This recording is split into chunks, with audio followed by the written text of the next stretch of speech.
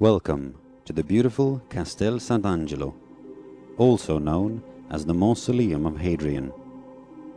The latter name derives from its creator, the Roman Emperor Hadrian. Exactly how the mausoleum used to look during its peak is hard to say, as its original design is still uncertain. However, a report from the 6th century which describes the building has made historians believe that only the Colosseum surpassed its splendor. The construction of this great building started in the year 135 AD and finished just 4 years later. This also included the magnificent bridge in front of the castle, excluding the angels which were added later.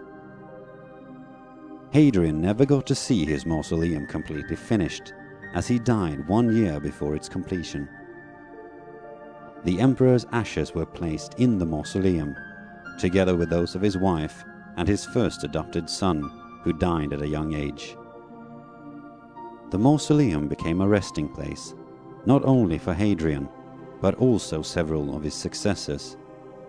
The last one to be interred in the building was Emperor Caracalla in the year 217 AD. While the original structural design of the mausoleum is uncertain, historians believe it was composed of a square base with a large cylindrical body, crowned by a statue of Hadrian in a chariot. However, as you can see today, the Castel Sant'Angelo neither consists of only a cylindrical body, nor does it have a chariot statue at the top. This has in turn led to several expansions of the building. The first change took place when the mausoleum was turned into a fortress during the decline of the Roman Empire. The fortress could, however, not stop the barbaric invasion and the sacking of Rome in the early 5th century. Unfortunately, the sacking meant that the majority of the mausoleum's decorations were stolen and much of the tomb content became scattered. The mausoleum took further damage when Rome was sacked once again in the 6th century. Up until the Middle Ages, Castel Sant'Angelo was owned by various Roman families until the Papal State acquired the fortress in 1377.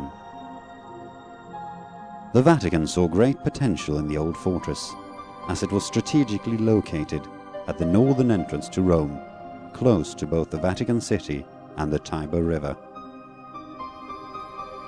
It didn't take long for Pope Nicholas III to convert it into a proper castle. The Pope also connected the castle to St. Peter's Basilica with an elevated passage. The passage is known as Passetto di Borgo and still exists today. If you look at the west side of the castle, you will see this wall-like structure which leads all the way to the Vatican City.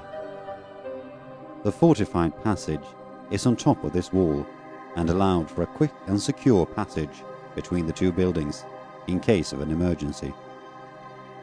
The Papal State did not only use the structure as a castle, but also as a prison, where many noted Italians have been imprisoned.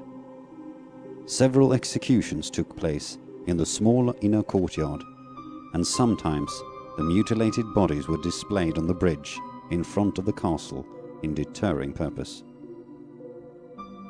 Throughout the Middle Ages and into the Renaissance, Castel Sant'Angelo kept serving as a military fortification. In order to adapt to the use of new fire weapons, several extensions took place. The bastion you can see in each corner dates back to this period and was meant to house artillery for defensive purposes. The walls were also surrounded with a moat filled with water from the river Tiber. If you look at the top of the castle, you can see a large statue. The statue was also added during the Renaissance and depicts an angel. The angel honors an old legend which has given to the castle its current name. The legend holds that the Archangel Michael appeared atop the mausoleum in the year 590. After he appeared, he sheathed his sword as a sign that the plague which had tormented Rome finally had come to an end. The original statue was made in marble, but was later replaced with the bronze replica you can see today. The original statue can, however, still be found at the open court inside the castle. The castle really only lost its military function in 1925, when it was renovated and began to serve as a national museum, which it still does today. While the museum is certainly worth a visit, you should definitely explore Castel Sant'Angelo itself. The many different roles the castle has played are all here for you to discover, all the way from the funeral passage of Adrian to the beautifully frescoed interiors from the papal expansions, as well as the defensive battlements of the Renaissance. Also, don't miss the chance to explore the top of the castle. It will give you a great view over Rome in general and the St. Peter's Dome in particular.